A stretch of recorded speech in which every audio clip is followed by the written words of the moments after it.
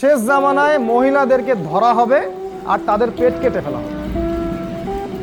সুবহানাল্লাহ, চিন্তা করতে পারেন, শেষ জামানায় মেয়েদেরকে ধরা হবে জোর করে এবং পেট কেটে ফেলা হবে। কি বুঝলেন?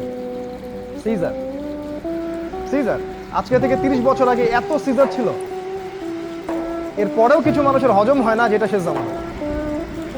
একটা হাদিস পড়লাম সেদিন, মানে আমার কাছে মনে হচ্ছে আমি যেন রাসূল সাল্লাল্লাহু আলাইহি ওয়াসাল্লামের মুখ থেকে হাদিসটা শুনছি।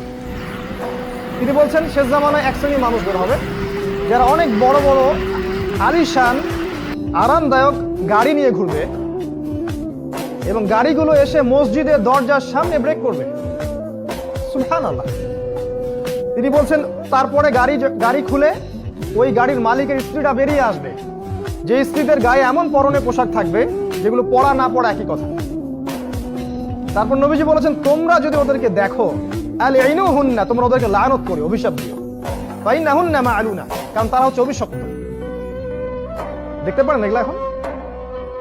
এটা কি এই যুগের আগে কখনো ছিল?